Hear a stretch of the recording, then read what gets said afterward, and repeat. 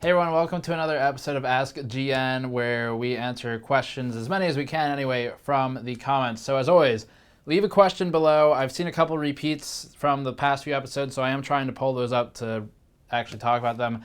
But we won't get to them all. But do leave a question below, and I'll try to get to it for next episode. Before we get into the content today, it is brought to you by AMD. So we've got a couple AMD devices on the table. The RX480, of course, is one of the highest end cards the highest end card that they make in the current Polaris generation, and that's available around $250 for 8GB models. And then the FreeSync devices that we've been talking about for the last few episodes. So we've got one of those on the table because the RX480s can drive 1440p displays now, so that's pretty cool. But the only other thing to note, I guess, is that this looks fake. It looks like it's been photoshopped in, but I assure you, we have painstakingly arranged it so that it is not reflecting too much light from the lights that you all likely take for granted, because there's about 2,000 LEDs in my face. So the first question is from Comanso Rowlett, aka Sam, who loaned us the Titan XP previously. Sam says, is there a need for hyperthreading on 10-core CPUs like the 6950X if you're going to use them for gaming, or can you disable it to gain more stable overclock if needed? So it's a good question. You can definitely disable hyperthreading. I know Sam knows this, but for those who don't, you can go into BIOS and actually turn it off, and it's a pretty interesting way to just test, is there actually gain from hyperthreading? And in some games there is. So you'll see this in our Battlefield 1 CPU benchmark. It probably went live yesterday. We're filming this before it went live. But the CPU benchmark shows that a 6700K with hyperthreading actually performs reasonably different from the 6700K without hyperthreading.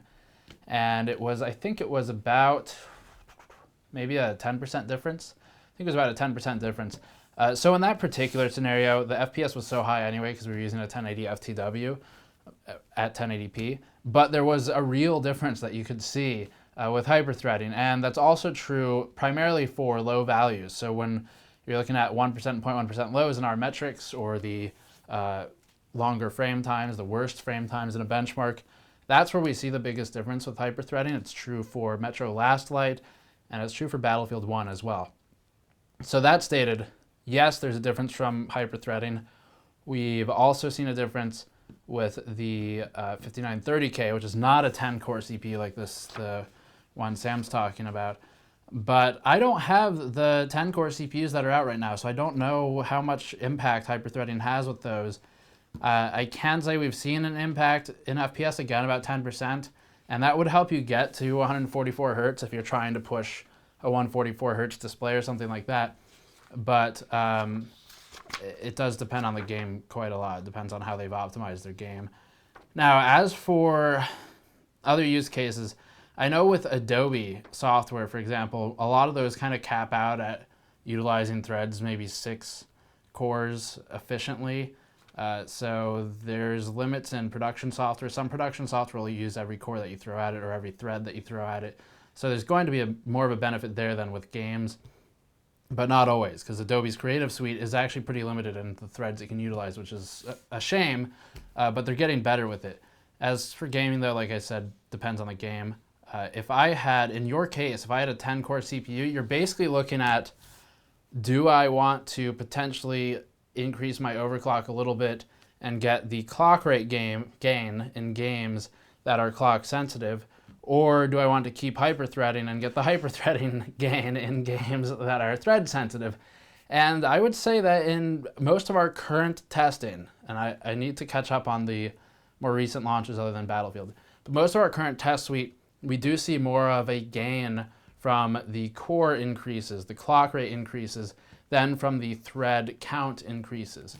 But that's changing as we roll forward, so I'll let you know how all that goes as we continue testing it.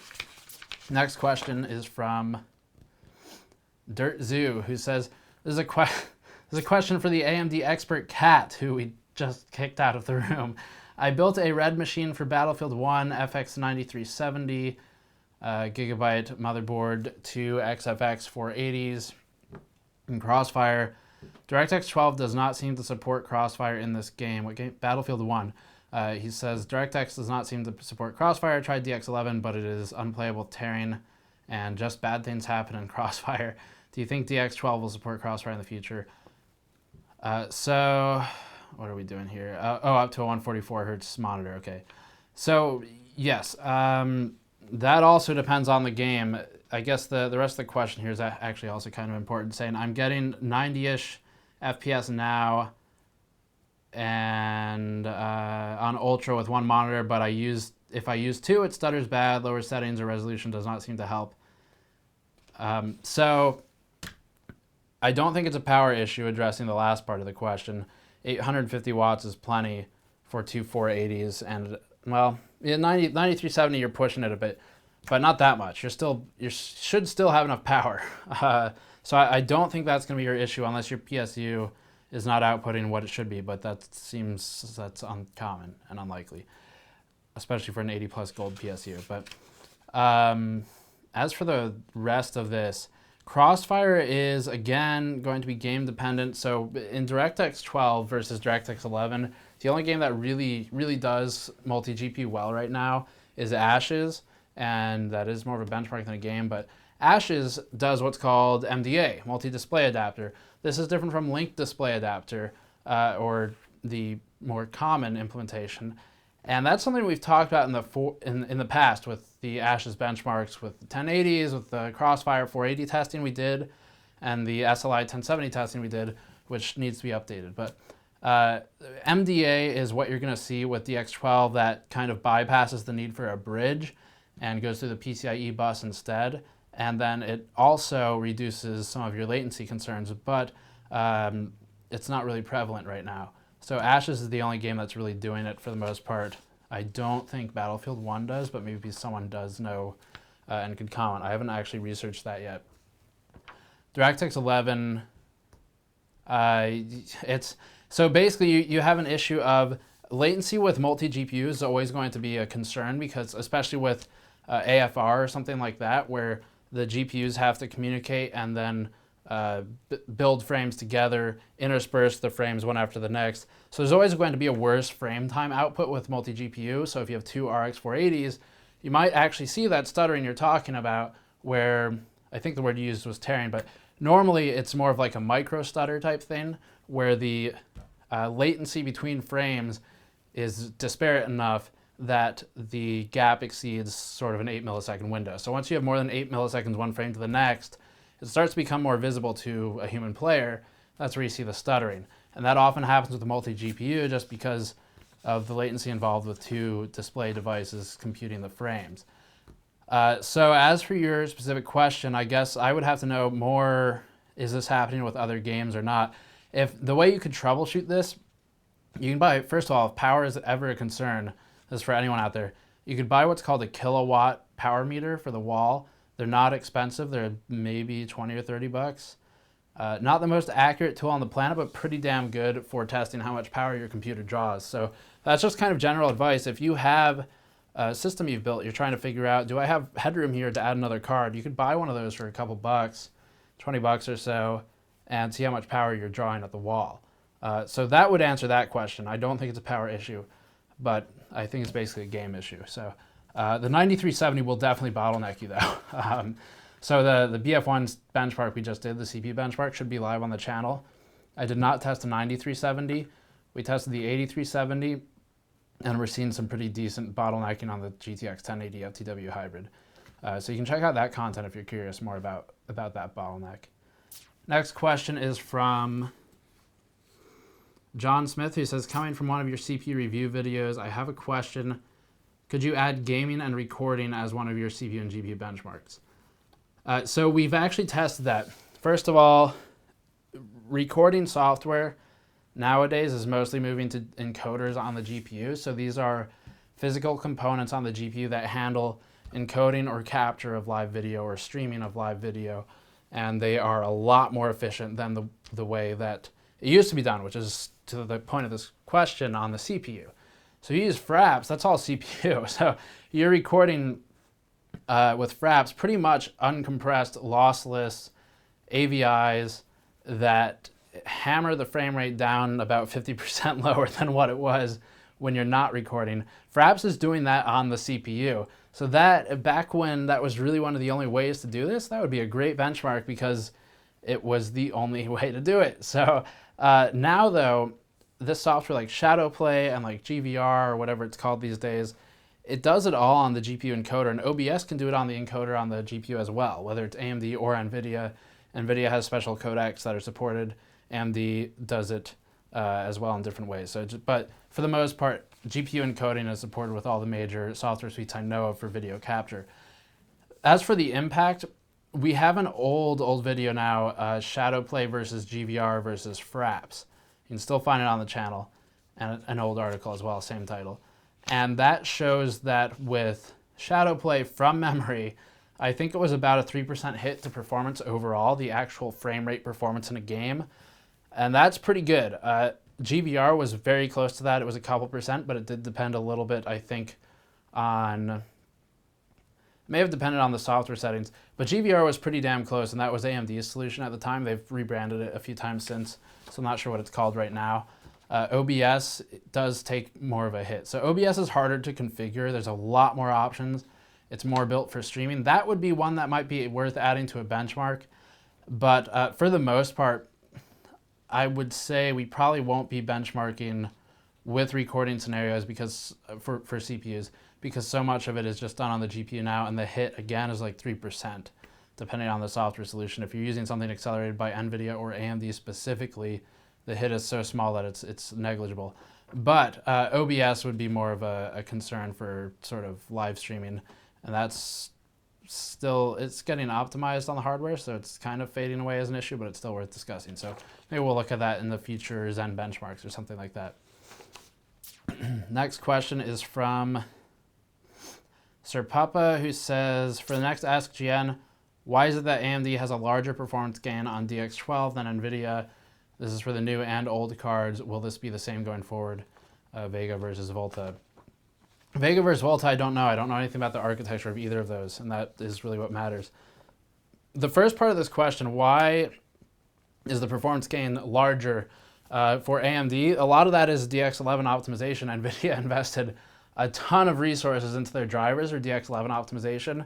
So if you watch our interview with Raja Kadori, you can kind of learn in there that what these driver teams do for Nvidia and AMD both, they'll go into the game basically indirectly through the driver, and they will rewrite how the game is drawing different effects. So if AMD says, you know, our hardware handles this better if we use these shaders, or if we use this arrangement in the sort of the hardware stack, what components specifically within the GPU are being used to handle what processing is demanded by the game or the engine. Nvidia has invested a lot of resources in Dx11 optimization. I would say that's probably a lot of it, because there's this discussion where the architectures are different, and people keep hearing ACE for AMD or compute preemption for Nvidia, and I think the common internet place to jump is, well, AMD scales better because of ACEs. But that's not all there is to it. AMD's scaling looks as good as it does because their Dx11 performance just wasn't as good as Nvidia's was, and part of that is GCN architecture. So what you end up with is scaling that either looks potentially slightly negative on Nvidia or equal at best, and scaling that looks really good for AMD depending on the implementation. Doom with Vulkan would be an example, especially with their actual implemented async compute, and Ashes is another good example. But in Ashes, you look at the Dx11 performance with AMD, it's really bad, and the frame times are really bad too. So Dx12 there is actually, the implementation of it is actually really useful, and that's again because of the optimization done on Dx11 drivers by Nvidia, and because of the optimization done by AMD for Dx12. They've shifted their focus. But there's not as much driver interfacing with these new APIs. So this is what I again talked about with Raja Kadori, going forward, a lot of this onus will be on the developers to build their software so that it actually leverages the APIs properly. Where you have games like Battlefield 1, which put out really spotty performance with Dx12. Best case scenario, you're about equal, maybe 1 FPS better with Dx12, but the frame times are all over the place. And that's because the developers, and AMD and Nvidia can't do a lot to fix that, because this is the game talking more directly to the hardware. the driver is not really interfacing as much in the middle. It's not interfering with what's being drawn as much as it used to with Dx11 or OpenGL. So the short answer to the question is, why is it that AMD has a larger performance gain Dx12? If you're looking at percentages, AMD will look infinitely better. That's because the Dx11 performance was not great in a lot of games tested. And then there is something to be said for the asynchronous hardware support, stuff like that. Nvidia does async compute as well through compute preemption for the most part. And we'll talk about that more in the future once Vega and Volta actually have architecture information out there. But right now we don't have any information, so I can't predict what it'll look like in the future. But for now, yeah, AMD is seeing decent scaling in games that actually support Dx12 properly if the developers have optimized for Dx12 and for AMD hardware. But a lot of games still zero scaling, so it's a mess right now. APIs are a big mess. You can watch our Battlefield 1 GPU benchmark to learn more about it and why that is the case. Next question, Tuchulu says, do you use Furmark? Sometimes. It's a very, very simple question, I guess. I use Furmark to validate Tom's Hardware's findings on the EVGA 1080 FTWs, because that's what they used to generate the numbers they generated. So we use it to validate their numbers and see if there's actually a concern. I don't use it in everyday testing. We use other tools normally. Next question is Peter Kostov, who says, you mentioned it is possible in the previous video to move workload from the CPU to the GPU. What possibilities are there out there to do that? I have an FX 8350, which is really bottlenecking my BF1 performance. So I want to use this shift as an interim solution until Zen comes out. So unfortunately, what I was talking about in that video is not really something you can just do as a user. This is, when I was talking about shifting the workload from the CPU to the GPU, I was talking about APIs. This is related to the Surpuppa's question about the developers actually using an API to pull draw calls off of the CPU so the GPU can focus on them without needing to communicate with the CPU for every single piece of primitive or geometry drawn. And that's not something you can control as a user. That's done by the developers. So the best thing you can do, and Battlefield 1 will definitely bottleneck on an 8350. We show that again in our CPU benchmark for the game. That should be out by now. The best thing you can probably do, short of buying a new CPU, is to overclock it. So if you have a decent cooler on there, or if you buy a decent cooler, you should be able to overclock that thing pretty decently. And Battlefield 1 does respond to clock rate increases. We saw that in our testing. So I would recommend that as the immediate solution or the interim solution until you get Zen, because it looks like you're waiting for Zen based on this question. Last question is Apple Juice Bomb says, hey Gamers Nexus, what is the theoretical minimum size that a GPU die set could be manufactured to before electrical resistance halts the shrinking process? That's a pretty hard question. And then the follow-up to that, also by the same user, also, what is the naughtiest thing the cat has done while you were trying to film? The first part of the question, the one about the GPU die, I can't really answer that. I'm not an expert in silicon engineering. So that's something that we will certainly be asking experts in the future as we talk to Intel and AMD more, maybe at CES. I don't have an answer off the top of my head. Several years ago, I spoke to a former Intel employee who had moved around the industry a bit, talked to him about silicon manufacturing process, things like that. He was saying that around 8 nanometers, there starts to be a big wall, and the actual tools used to manufacture the product would change, but I don't know much more than that. So I don't have a good answer for you. I'm sure there are people who have researched this. I'm sure Anand Shimpi has talked about it, but I'll look at that in the future. As for the second part of the question, the naughtiest thing, quote unquote, that the cat has done while trying to film was probably knocking over video cards. I think in one of our comparisons, we even included a clip where she just hopped up on the table over on that side of the table, just jumped up while we were filming, and then proceeded to knock a video card over. But it didn't fall off the table, so it was all good. So that is it for this episode. As always, Patreon link in the postal video to help us out directly. Links in the description below. Subscribe for more. I'll put a link to one of these things down there if you're interested in them. I'll put a link to the FreeSync monitors, and that'll be an affiliate link. So thank you for watching. I'll see you all next time.